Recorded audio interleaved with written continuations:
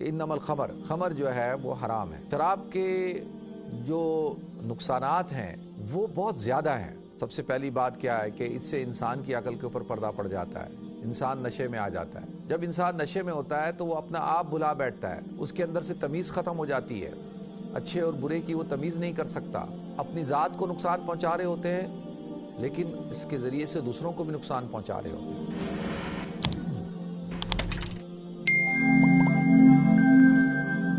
محترم ناظرین کرام، بزرگان دین اور میری عزیز ماؤں اور بہنوں بھائیوں، السلام علیکم ورحمۃ اللہ وبرکاتہ۔ ناظرین، اللہ رب العزت نے قرآن پاک میں وضاحت کے ساتھ شراب نوشی کو حرام قرار دیا۔ اللہ تعالیٰ قرآن پاک میں ارشاد فرماتے ہیں، یا ایھا الذین آمنوا، اے ایمان والو، انما الخمر، کہ بے شک شراب، خمر کہتے ہیں ما یخامر العقل، کہ جس کے پینے سے عقل پہ پردہ پڑ جائے۔ وہ خمر جو ہے وہ اوڑھنی کو بھی کہا جاتا ہے، چادر کو، نقاب کو بھی کہا جاتا ہے، کہ جس کے اوڑھنے سے جو جسم ہے وہ ڈھپ جاتا ہے، چھپ جاتا ہے۔ تو اس لیے خمر کو خمر اس لیے کہا جاتا ہے کہ اس کے پینے سے انسان کی عقل پہ پردہ پڑ جاتا ہے۔ تو یا ایھا الذین آمنوا انما الخمر، بے شک خمر یعنی شراب جو لفظ ہے شرب یشرب، اس کا مطلب ہوتا ہے مشروب، پینے کی چیز، اور یہ ہر پینے کی چیز کو شراب کہا جاتا ہے یا مشروب کہا جاتا ہے نا۔ مشروب مشرق وہ ہے نا، روح افزا کے بارے میں کہتے ہیں مشروب مشرق۔ تو اور شرب یشرب کا مطلب ہوتا ہے پینا، شربتو میں نے پی لیا۔ تو اب جو عمومی طور پر جب لفظ شراب کا استعمال کیا جاتا ہے تو اس نے شراب پی ہے، وہ شراب پی رہا ہے، یہ شراب ہے، تو گویا کہ اب یہ معنی اتنا زیادہ اس میں استعمال ہونے لگ گیا شراب کے معنی میں کہ یہ لفظ کہ اب اسی کے لیے مستعمل ہوتا ہے۔ جب بھی یہ لفظ استعمال کیا جائے گا شراب تو اس سے مراد وہ الکحل ہے، وہ خمر ہے، وہ ڈرنک، وہ مشروب جس کے پینے سے انسان کو نشہ آتا ہے۔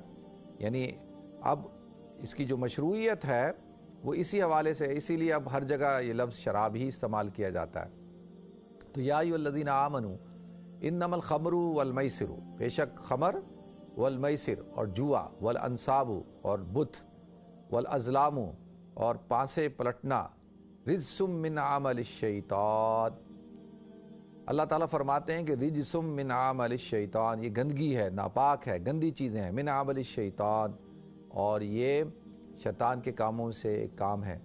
فاجتنبوہ، اور اللہ فرماتے ہیں ان سب سے بچو، لعلکم تفلحون، تاکہ تم جو ہے فلاح پا جاؤ۔ اگر تم چاہتے ہو کہ تم کامیاب ہو جاؤ، تمہیں فلاح نصیب ہو، تو ان چیزوں سے اپنے آپ کو بچاؤ۔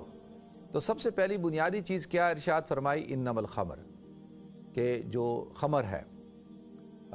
قرآن میں اللہ تعالیٰ نے مختلف جگہوں پہ خمر کے حوالے سے تذکرہ فرمایا۔ یسألونک عن الخمر، ایک دوسری جگہ ارشاد فرمایا کہ وہ آپ سے سوال کرتے ہیں خمر کے بارے میں، تو آپ فرما دیجئے قل فیہما اسم کبیر ومنافع للناس واسمہما اکبر من نفعہما، کہ آپ کہہ دیں کہ بھئی اس کا جو گناہ ہے نا وہ بہت بڑا ہے، اور اس کے اندر کچھ لوگوں کے لیے فائدہ تو ہے، لیکن اس کا جو ومنافع للناس واسمہما اکبر من نفعہما، لیکن اس کا جو گناہ ہے وہ اس کے نفع سے زیادہ ہے، اس کے فائدے سے زیادہ ہے۔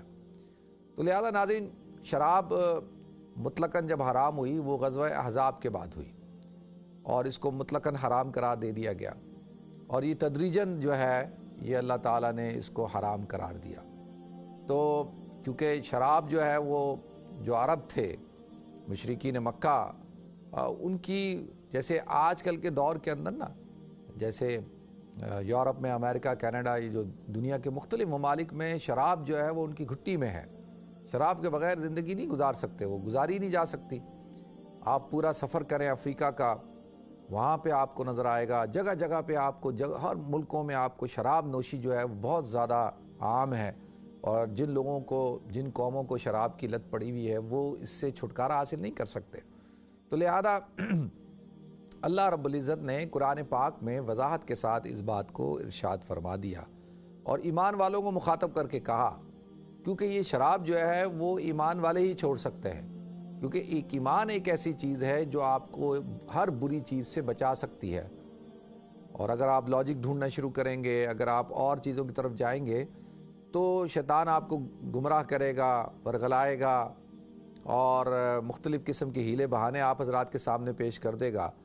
تو یہاں پر اللہ تعالیٰ نے یا ایھا الذین آمنو، اے ایمان والو کہہ کے مخاطب کیا کہ انما الخمر، خمر جو ہے وہ حرام ہے۔ اب دیکھیں ناظرین، شراب جو ہے، شراب کے جو نقصانات ہیں وہ بہت زیادہ ہیں۔ سب سے پہلی بات کیا ہے کہ اس سے انسان کی عقل کے اوپر پردہ پڑ جاتا ہے، انسان نشے میں آ جاتا ہے۔ جب انسان نشے میں ہوتا ہے تو وہ اپنا آپ بھلا بیٹھتا ہے، اس کے اندر سے تمیز ختم ہو جاتی ہے، اچھے اور برے کی وہ تمیز نہیں کر سکتا۔ آپ نے اور ہم نے مشاہدہ کیا ہوگا کہ ہم جب دیکھتے ہیں جو لوگ شراب کے نشے میں دھت ہوتے ہیں، تو جب ان کو قضا حاجت کرنی ہوتی ہے تو وہ راستوں میں کھڑے ہو کر ہی قضا حاجت کر رہے ہوتے ہیں، اور ان کو نہیں پتہ ہوتا کہ بھئی کہاں پہ یورین کو پاس کرنا ہے، کہاں نہیں جانا، اور گر رہے ہوتے ہیں اور بالکل بے حال ہو چکے ہوتے ہیں، اور ساتھ ساتھ اپنی ذات کو نقصان پہنچا رہے ہوتے ہیں، لیکن اس کے ذریعے سے دوسروں کو بھی نقصان پہنچا رہے ہوتے ہیں۔ شراب پینے والا شخص جو ہے اس سے لوگوں کی عزت آبرو محفوظ نہیں ہوتی۔ جب وہ نشے میں آ جاتا ہے تو وہ کسی کے اوپر جنسی حملہ کر سکتا ہے، اور ویسے فزیکل کسی کو ٹارچر کر سکتا ہے، اور اکثر ہم نے دیکھا کہ لڑائی جھگڑے جو ہوتے ہیں وہ اس نشے کی وجہ سے ہوتے ہیں، اور طلاقیں، گھر برباد ہوتے ہیں، لڑائیاں، بھائیوں میں لڑائیاں، اور گھروں میں اس کے یہ سارے اس کے دیکھیں یہ اثرات ہیں۔ اور یہ نہیں کہ جی صرف آپ کی اپنی ذات کو نقصان پہنچتا ہے، شراب پینے سے انسان کی صحت کو نقصان پہنچتا ہے، وہ تو فی ذات ہی وہ اپنے آپ کو نقصان پہنچا رہا ہے۔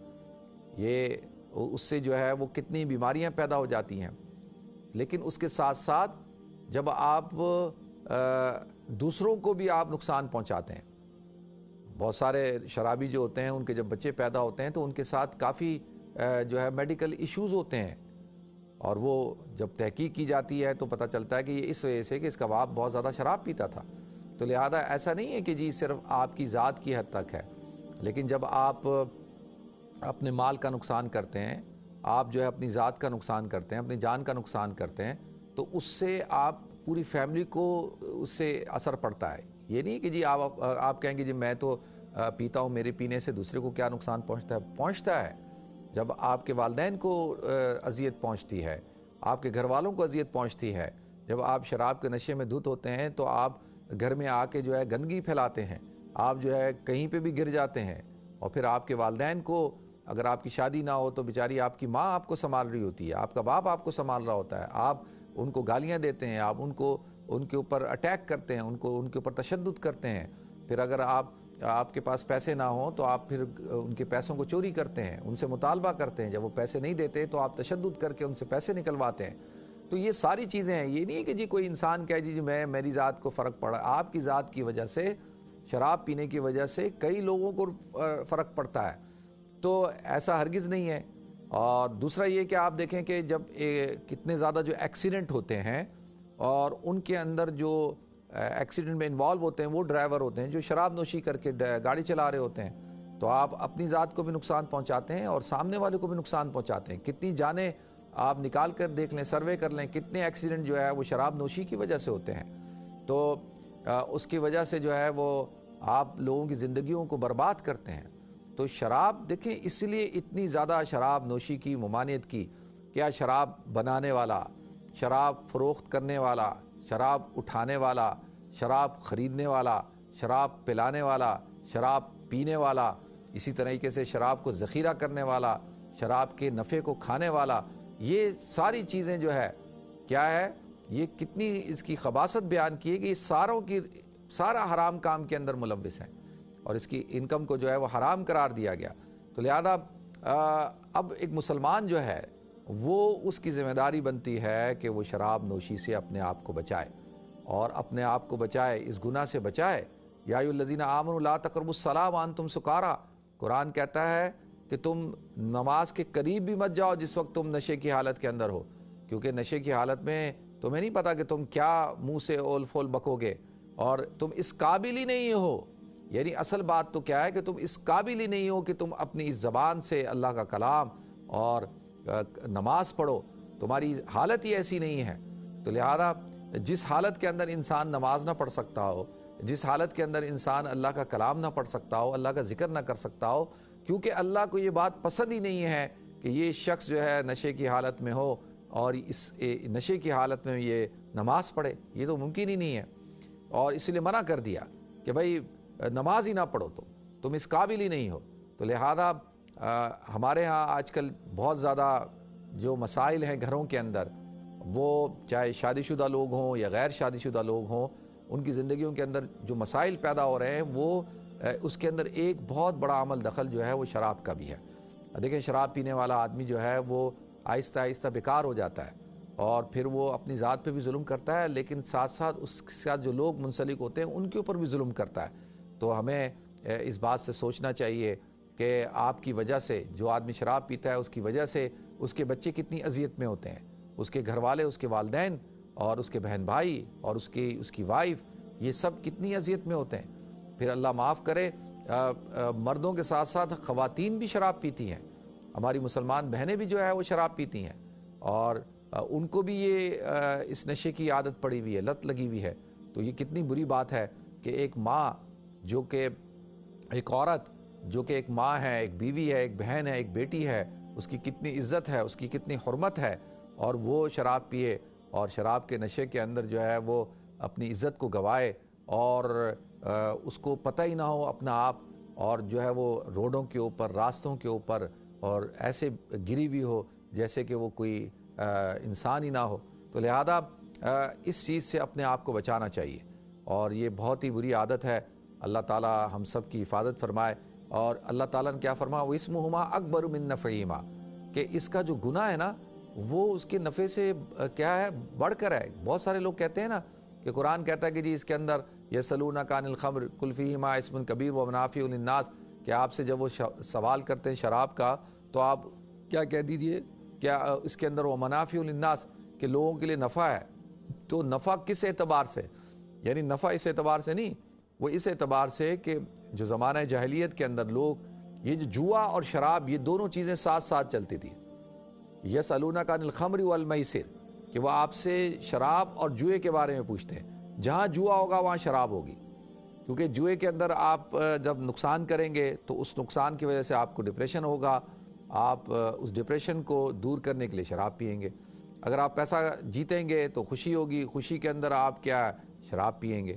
تو لہذا جوا اور شراب دونوں ساتھ ساتھ چلتے ہیں. تو جب وہ زمانہ جاہلیت میں ہی ہوتا تھا کہ لوگ جوا کھیلتے تھے، شراب پیتے تھے، تو جب وہ مال جیتتے تھے، پیسہ جیتتے تھے، تو وہ پیسہ جو ہے لوگوں کے اندر بانٹتے بھی تھے. ارد گرد جو ہے وہ لوگ بیٹھے ہوئے ہوتے تھے، جوا ہو رہا ہے، بڑے بڑے جو سردار ہیں جوا کھیل رہے ہیں، شراب پی رہے ہیں، تو بہت سارے لوگ بیٹھے ہوئے ہوتے تھے کہ اب جو ان میں سے کوئی جیتے گا اور وہ نشے میں ہوگا، اس کو تو پتہ ہی نہیں ہوگا وہ کیا کر رہا ہے، تو وہ جو ہے وہ جو جیتا ہوا پیسہ ہے اس میں سے لوگوں کو بانٹے گا. تو اس لیے کہا کہ اس سے لوگوں کو فائدہ پہنچتا تھا. تو لوگ کہتے تھے زیادہ اس قسم کے محفلیں کرو تاکہ لوگوں کو جو ہے شراب پلاؤ، جوا کھلاؤ، تاکہ ہمیں فائدہ ہوگا. کیونکہ اور ایک طبقے کو تو فائدہ ہوتا ہی ہے نا، لیکن جو جوا کرا رہا ہوتا ہے اس کو تو فائدہ ہوتا ہے نا. وہ تو کہتے ہیں نا کہ کیسینو کبھی بھی جو ہے اس کو نقصان نہیں ہوتا، وہ ہمیشہ فائدے میں رہتا ہے، اور وہ کبھی بھی جو ہے وہ نقصان میں نہیں جاتا. تو کچھ لوگوں کو تو فائدہ پہنچ رہا ہوتا ہے. اچھا 4 لوگ جوا کھیلیں ہیں تو 4 میں سے ایک ہارتا ہے، 3 کو تو فائدہ پہنچتا ہے نا، یا 2 کو تو فائدہ پہنچتا ہے. تو اسمہما اکبر من نفعہما، تو لوگ کہتے تھے یار یہ تو اچھی بات ہے، اس سے تو نفع ہوتا ہے، اور کیا اس میں کیا برائی ہے؟ تو اللہ کہتا ہے نہیں، اسمہما اکبر من نفعہما، کہ اس کا گناہ اس کے نفع سے بڑھ کر ہے. تو یہ جو نفع اور نقصان کا جو معاملہ ہے یہ تو تاجروں کا کام ہوتا ہے. اسلام ہر چیز کو نفع کے اندر رکھ کے تولتا نہیں ہے. اسلام کے اندر یہ نہیں ہے کہ جی اس سے پروفٹ زیادہ ہو رہا ہے، اس سے نفع زیادہ ہو رہا ہے، تو یہ تو نفع تو پھر چرس بیچنے میں زیادہ ہے، ڈرگ بیچنے میں زیادہ ہے، اور غلط کام کرنے میں زیادہ ہے. تو کیا مطلب ہے کہ نفع زیادہ ہو رہا ہے تو کام جائز ہو جائے گا؟ نہیں، اسلام کے اندر ہرگز یہ اصول نہیں ہے. اسلام کہتا ہے کہ دیکھو نفع نقصان نہیں، بلکہ دیکھنا یہ ہے کہ اس کے اندر گناہ ہے یا نہیں ہے. تو اس کے اندر گناہ ہے. جو شرابی ہے اور وہ نشے کے اندر کتنا نقصان پہنچاتا ہے، اور اپنی ذات کا، اپنے گھر والوں کا. اسی طرح سے جواری ہے، یا ایھا الذین آمنوا انما الخمر والمیسر، اور دوسرے نمبر پہ فرمایا جوا. دیکھیں یہ جوا جو ہے وہ بھی انتہائی نقصان دہ چیز ہے. جواری جو ہوتا ہے وہ اپنی ذات کو تو نقصان پہنچاتا ہے نا، لیکن وہ اپنے ساتھ جو لوگ منسلک ہوتے ہیں ان کو بھی نقصان پہنچاتا ہے. وہ اپنے گھر والوں کو نقصان پہنچاتا ہے، اپنے بیوی کو، اپنے بچوں کو، اپنے والدین کو، بہن بھائیوں کو، دوست احباب، عزیز و اقارب کو نقصان پہنچاتا ہے. کیوں کہ وہ اکثر جب بھی جوا کھیلنے جائے گا ہار جائے گا، اس کو پیسوں کی ضرورت ہوگی، وہ پیسے لوگوں سے ادھار مانگے گا، بیوی کی زیورات کو بیچے گا، جویلری کو بیچے گا، والدین کے پاس آئے گا، بھائی کے پاس آئے گا، ہر وقت وہ لوگوں سے پیسے مانگتا رہے گا اور وہ اپنے کاروبار کو برباد کر دیتا ہے. لیکن جوئے نے بڑے بڑے لوگوں کو برباد کر کے رکھ دیا. اور کہتے ہیں جوا کسی کے ساتھ اگر آپ نے دشمنی نکالنی ہو تو پہلے زمانے میں کہتے تھے اس کو قتل کر دو. تو وہ کہتے تھے کہ بھائی سب سے بڑی دشمنی کیا ہوتی ہے کہ انسان کسی دوسرے انسان کو قتل کرتا ہے، اور قتل کرنا بہت بڑا گناہ ہے، اسلام کے اندر تو حرام ہے اور ہرگز یہ جائز نہیں ہے. میں یہ نہیں کہہ رہا کہ کرو، میں یہ کہہ رہا ہوں کہ تو گناہ ہے. لیکن اب لوگ کہتے نہیں اس کو کیا کرو، دو چیزوں پہ لگا دو، یا تو اس کو شراب پہ لگا دو اور اس کو یا تو جوئے پہ لگا دو. تو یہ دو چیزیں اس کو برباد کر کے چھوڑ دیں گی. اس کو نہیں کریں گے، اس کی خاندان کو، اس کی نسل کو برباد کر دیں گی. تو آپ دیکھ لیں جواریوں کا کیا حال ہوتا ہے. ہمارے ہاں یہ جو جواری ہیں یہ جگہ جگہ پہ بیٹنگ شاپ ہیں، جا کے لاٹریاں کے خریدتے ہیں، ٹکٹ خریدتے ہیں، اور مختلف جگہوں پہ آپ دیکھ لیں یہاں کیا حال ہوتا ہے. ہمارے لوگ جو ہے جمعے کی نماز پڑھ کر جا کر جو ہے وہ ٹکٹ خرید رہے ہوتے ہیں. تو لہذا کیوں کہ بس اس میں کہ بھائی میں جو ہے وہ ایک دن جیت جاؤں گا، اور جو اس نے نقصان کیا ہوتا ہے اس نقصان کو پورا کرنا چاہتا ہے. وہ کہتا ہے یار میں نے تو اتنا نقصان کر دیا، اب 1000 پاؤنڈ جا کے نقصان کر کے آیا تو اب وہ 100 اور لگاتا ہے کہ میں اس نقصان کو پورا کروں، پھر اس کو پورا کرنے کے لیے 200 اور لگاتا ہے. تو وہ یعنی ایک ایسا نشہ ہے یہ، اور اتنی بری عادت ہے کہ انسان تباہ و برباد ہو جاتا ہے. پھر اس کی اولاد اس کو ڈسون کر دیتی ہے. جو جواری اور شرابی ہوتے ہیں ان کی اولادیں جو ہے ان کو گھروں سے باہر نکال دیتی ہیں، اور ان سے اپنا ناطہ اور تعلق توڑ دیتی ہیں کہ یہ ہمارے والدین نہیں ہیں، ہمارا بھائی نہیں ہے، یہ ہمارا شوہر نہیں، یہ ہماری جو ہے وہ ہمارا بیٹا نہیں ہے. کیوں؟ کیونکہ ان کی وجہ سے پورے فیملی کو، پورے خاندان کو اثر پڑ رہا ہوتا ہے، افیکٹ کر رہے ہوتے ہیں وہ. تو لہذا اسی لیے اسلام نے ان چیزوں کو حرام قرار دیا ہے. اللہ تعالیٰ مجھے بھی توفیق عطا فرمائے، آپ کو بھی توفیق عطا فرمائے ان برے کاموں سے بچنے کی. وآخر دعوانا الحمدللہ رب العالمین.